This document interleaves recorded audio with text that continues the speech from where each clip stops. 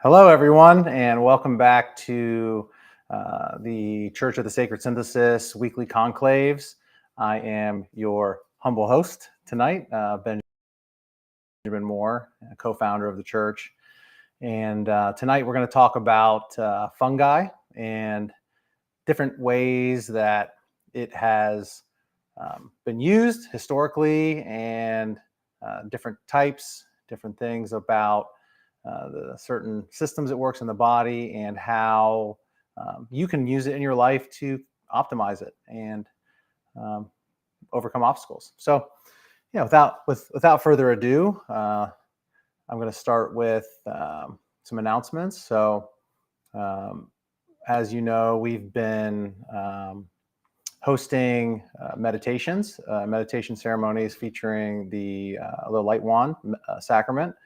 And so on the 20th of this month, we have another meditation that we're offering, an in-person component and virtual, just like last go round. And so in the links below this video, you'll find ways to participate, however it fits you best. If you are in the Dallas metropolitan area on the 20th, please join us. And if you're in extended places and decide you want to come travel to Dallas, come on out, and we'd love to have you in person.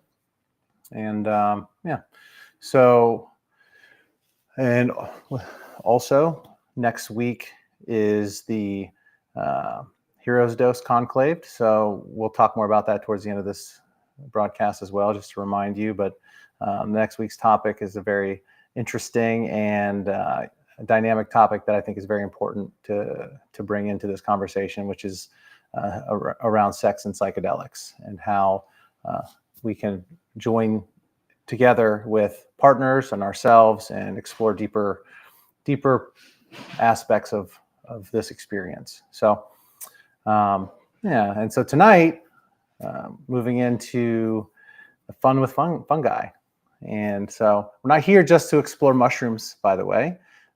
There is that, obviously. Fungi are not just mushrooms. We do consume mushrooms, the fruiting body, in a myriad of ways, nutritionally and medicinally. But there are fungi that do not produce mushrooms. And so we're going to explore some of the aspects of those medicines, and how those have been used historically, and how we are using fungi to bring a new era of medicine into the mix. So hold on to your hats. It's going to be a wild ride. So let's just touch a little about the lineage that, as we know it, of fungi, and how it's been used sacramentally throughout history.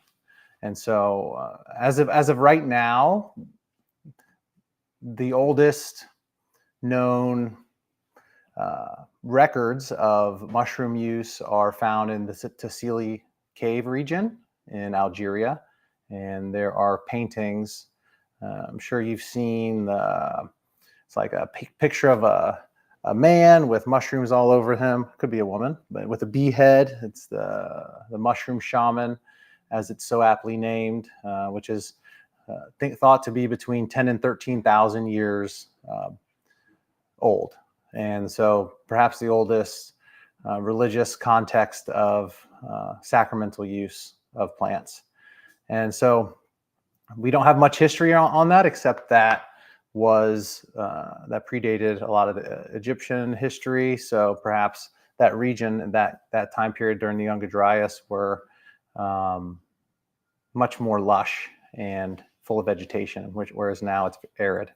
So a different time, different places where mushrooms grew that don't grow any longer. So it's very interesting to think that these things have been around for such a long time and really influencing our human experience and animal experience too. Animals use these. And moving forward, so the most local to us in the United States is the Mazatec people, the culture of originated that we know in Oaxaca, Mexico, or around that region. Some of the species you'd find in that region is the psilocybin mexicana. And the Mayans or Aztecs would call it Tianan caudal, which would be the flesh of the gods. That means, what, I don't know if you've taken them, but I have, and it's a very divine experience. So perhaps these experiences could elicit a deeper connection to altered places, larger, expansive universes where these beings existed. And so they were administered during this time period at night, and these ceremonies were called Veledas, and typically were administered by curanderas, so healers, female healers, and typically what we use them now for is like trauma and fixing ailments. And historically, we believe that they were beyond those experiences. They were using these to connect with larger levels of consciousness, Christ consciousness, as we call it today, but gods, goddesses, great beyond. And they saw the people saw the mushrooms as a living spirit that actually speaks through you. And they're still practicing this today in many regions of Mexico. And one of the famous curanderas in Mexico, Maria Sabina, was instrumental in allowing the Western world to see this tradition and bring it forward. And so it's very, just always want to bring gratitude to these people who continue to work and offer this beautiful lineage to us, so we may use it today. And flying across the pond, we traveled to India, and the mystery of Soma. And Soma is believed to have many different components. There's a different fields of thought around what was actually in Soma. Perhaps Amanita muscaria mushrooms, which psychedelic at some levels, but more of like a relaxing experience. And at higher doses, it could be very psychedelic. And those contain a compound called muscimol, or hypotonic acid. And so those are affecting a slightly different part of your nervous system. And in contrast to like psilocybe cubensis or typical psychedelic mushrooms. But also in this region, they were believed to be consuming psilocybin variants of mushrooms and mixing with Syrian rue to create a really potent brew. And I often wonder about the context around cows and how divine they are in India, and why there's no desire to eat the meat, because these cattle are actually pooping, and from their poop comes these magic mushrooms that somehow just provide such a beautiful, expansive experience. And if I was a person back when these things were being discovered, and I found that this substance grew from cow shit and ate it and connected with Brahman, I feel like, okay, I'm not going to eat this cow. I want to keep it fed and well, and maybe pray to it, because it's going to give me more of that. And that experience is quite expansive, as most of you know. And so typically in this way, it would be consumed by priests or in fire rituals, and they would connect to the divine and bring forward visions and parables for the people to learn from. And it was also considered, of course, it was this component of medicine that we would consume, but it was also considered a deity in itself. And so many thought or felt that it's a gateway to immortality, union with the divine, this larger, beautiful experience. And so moving from India north to Siberia, where Amanita muscaria was typically used by shamans to drop into trance and connect with the energy fields around them. And similar to other cultures, these shamans would bring forward these teachings, these knowings from realms beyond the human realm, and bring that forward to their cultures to teach and to help them expand their experience. And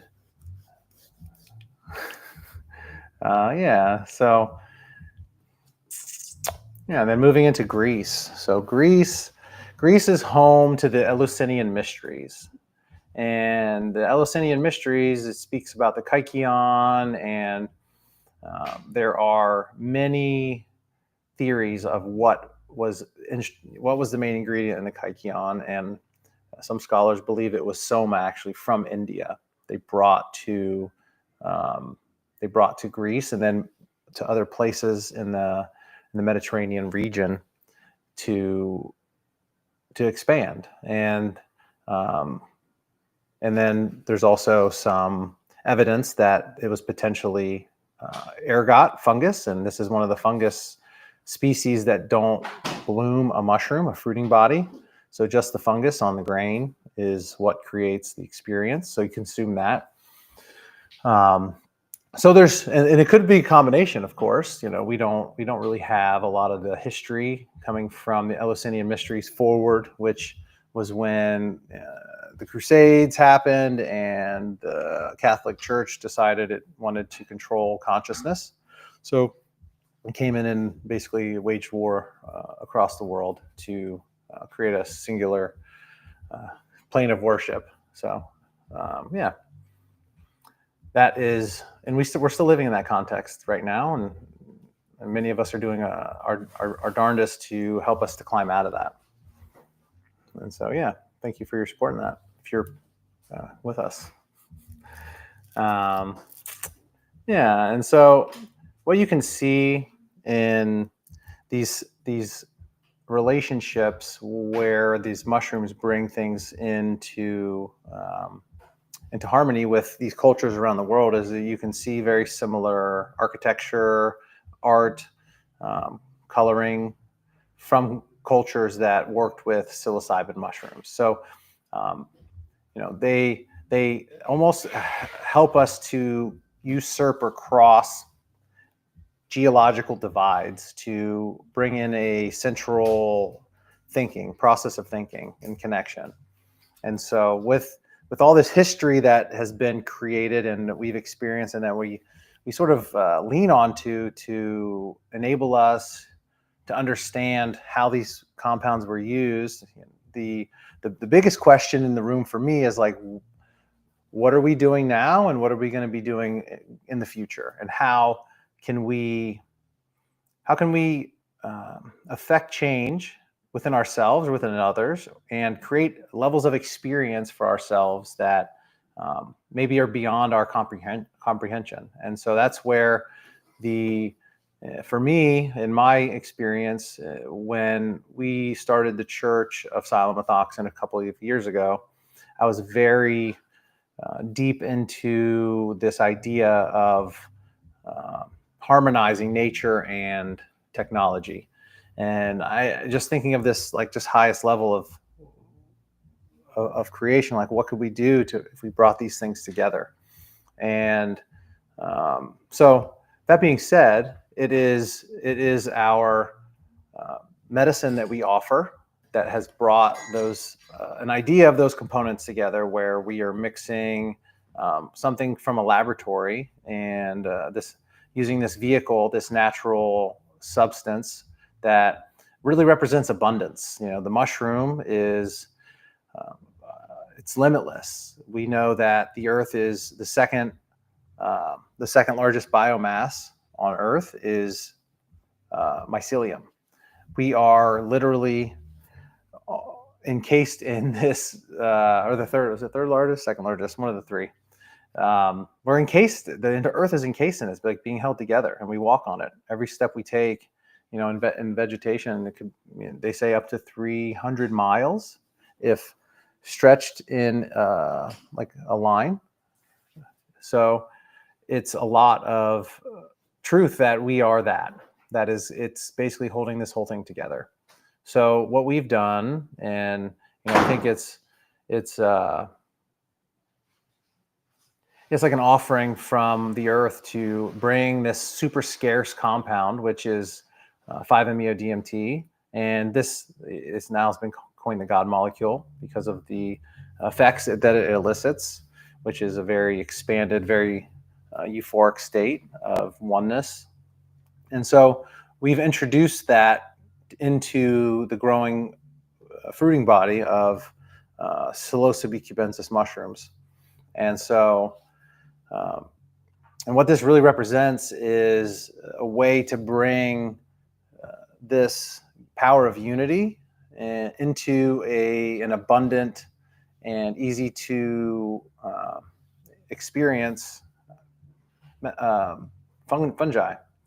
And so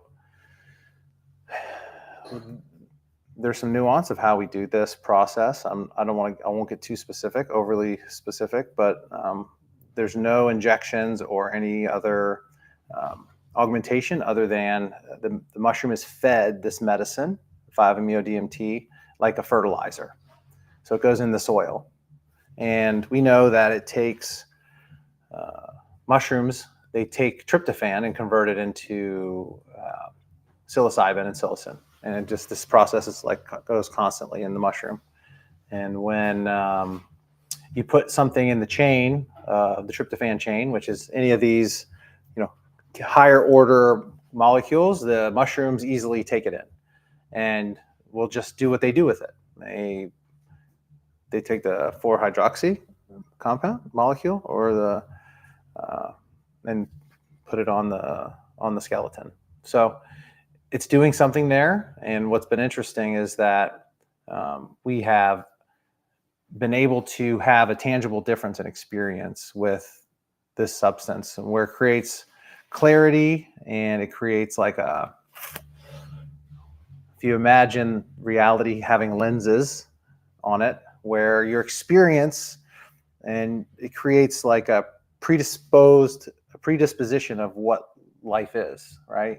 Name a bluebird, so you know exactly what a bluebird is, or whatever it is going on in life, and you've had experiences of life that have accumulated over time, right? And so this creates a narrative reaction if you've been in a lot of explosions or firefights or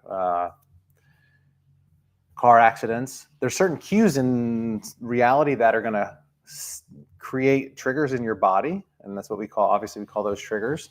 And it's due to all this layering of experience. And so this medicine, in a microdose way, while it's being used, it almost clears out the space through that. So we can be more in direct connection with the here and now. And the changes I've seen in individuals and myself are tremendous. And I'll just say that in the healing way. And so beyond that, and this is really a topic that I've been very interested in as of late, is what's beyond the healing? How do we use these plants, these fungi, and these animals to expand beyond what the recidivism of healing? And it's been quite an interesting experience, because I've been working with these mushrooms in a myriad of different ways to understand how they can be worked with in our life, and they can be integrated into different processes to help us optimize those experiences and to really connect. And it's not all about improvement or getting better all the time, even though it's nice to be in the growth mindset. It begins with acceptance. And so what this does is works in the parasympathetic nervous system, and that is the nervous system which it helps you relax and digest. So it's rest digest is the term for that part of you. And so when you work in that nervous system, it relaxes the body. It's almost like a surrender experience. So when individuals have, let's say, certain triggers or inability to be in public places because of stress, this thins that experience and allows people to be in the creative mind. because they're not in the sympathetic nervous system. They're in the creative mind, and that moves them into a way of creating value for their life, or creating optimization. And so, yeah, there are I'd say the most highest ways that that people that I work with are using this compound specifically is for optimizing their experience. And I'll give you a little tale. A couple of weeks ago, before I was leaving Colorado, I was I don't know, I was just like, okay, I got a lot of things to do, and there's a lot of stressors going on. So I noticed it in myself, and there was a time where I would sit and I'd be like, man, I need to figure out how not to suffer.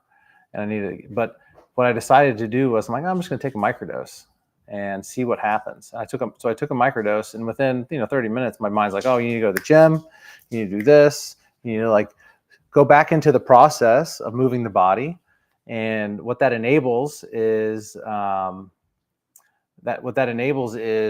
moving beyond the mind, right? And so when we can use these things to move beyond this point of stuckness, we can actually move into the optimization, where we're working with these at a way that allows us to enhance our time at the gym. Where a few weeks ago I was at the gym on a microdose, and I can tell you the cardio density that I had, and the muscular endurance I had was far beyond typical, which is great. And I have a friend who puts all the sensors on them and stuff to just check everything all the time. Always doing output tests. I don't know the science behind it, but he says that when working with this, psilocybin provides some of these effects as well. But he's seen a 30% increase in cardio output and efficiency. So it's very interesting in that way to just to see that how these things are used for physical optimization, and then connecting with deeper levels of truth and with self in more ceremonial experiences. We've got there's this idea that psilocybin, psilocybin itself produces a fractal, sacred geometric, sometimes kaleidoscopic experience, and then perhaps there are different DMT-esque visuals that are experienced with psilocybin, and often it can be nonlinear. And so with psilomethoxin mushrooms, they typically elicit more of a uniform, crystalline chandelier effect in the experience, and more connecting with some singular, singular deity, spirit, and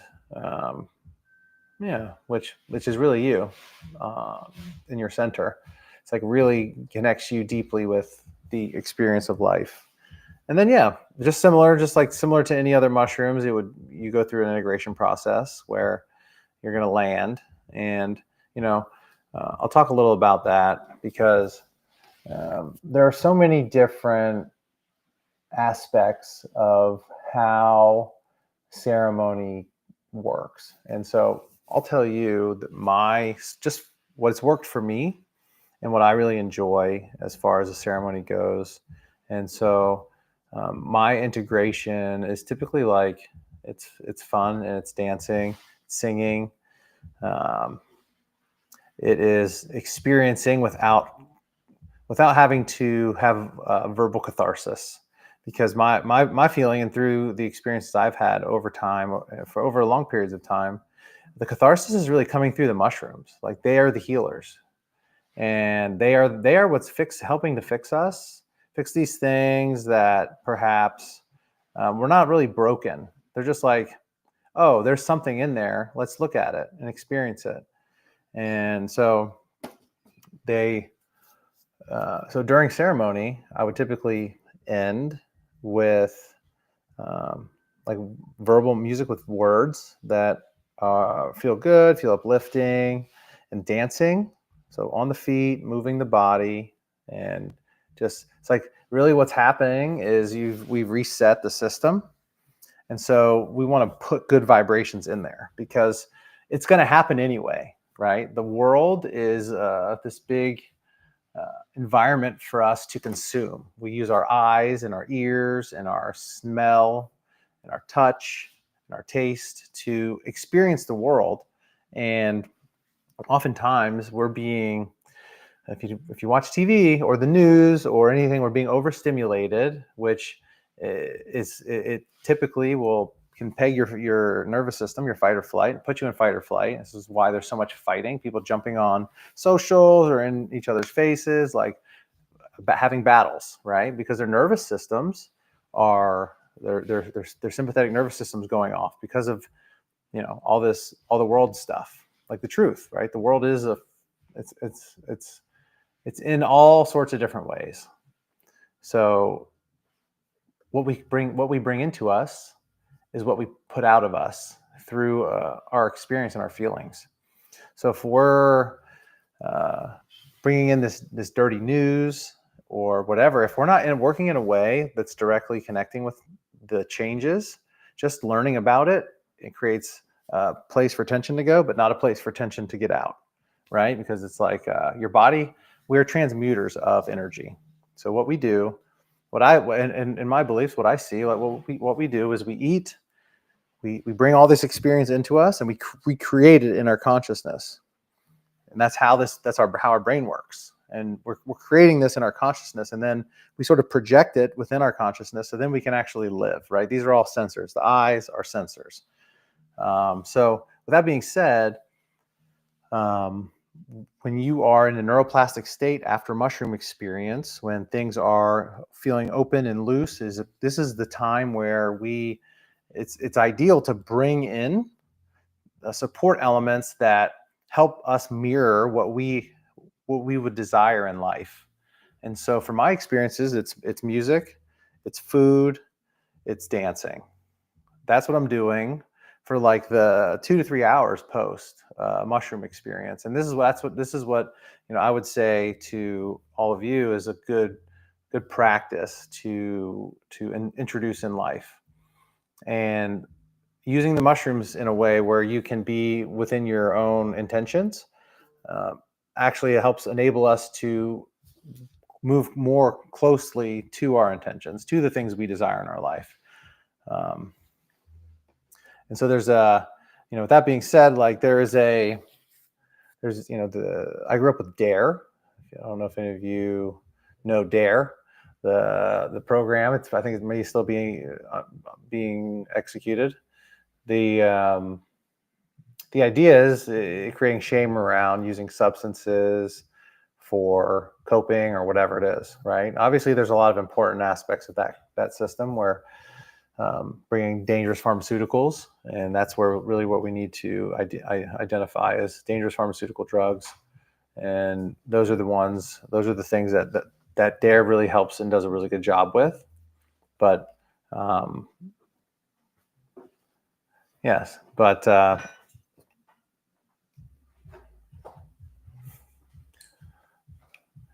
yeah, DARE does a great job with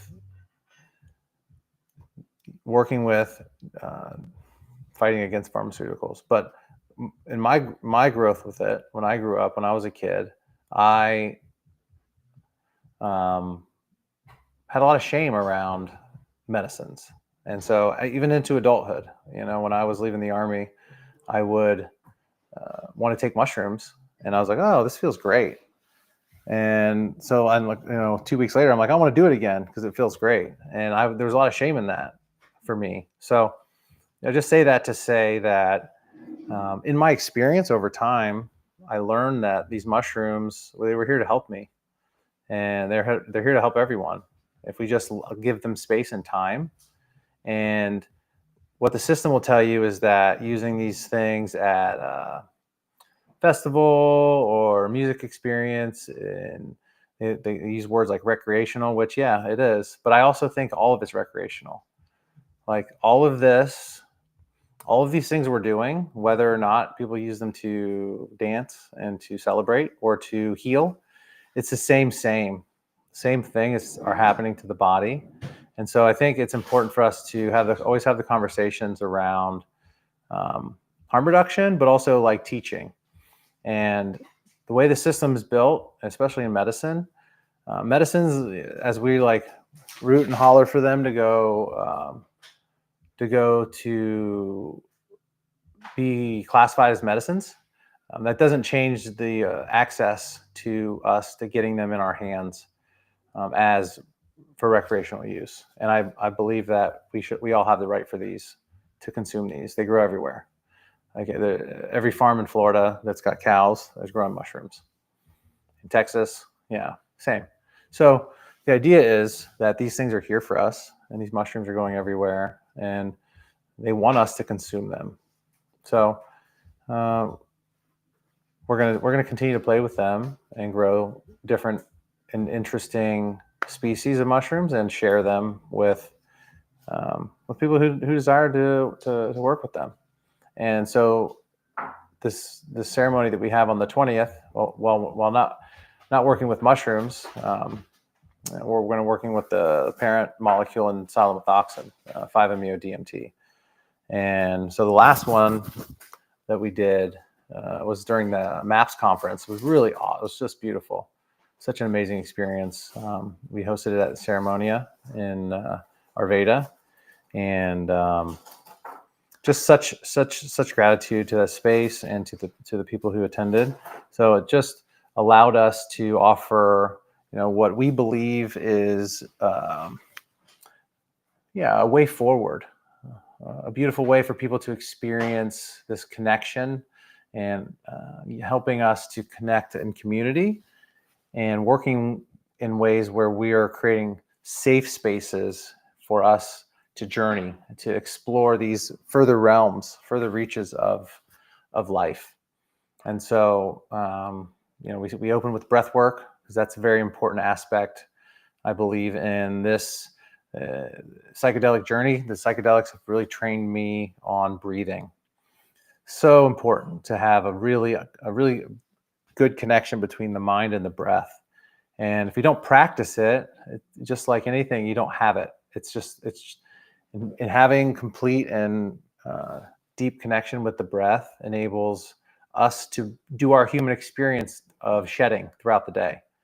And you see animals do it, shake things off, pant and breathe. And so when we have connection of that, our experience is smoother, it's more slipperier. And so we do breath, and then we lead into the ceremony. We move into music and some guided experience where we are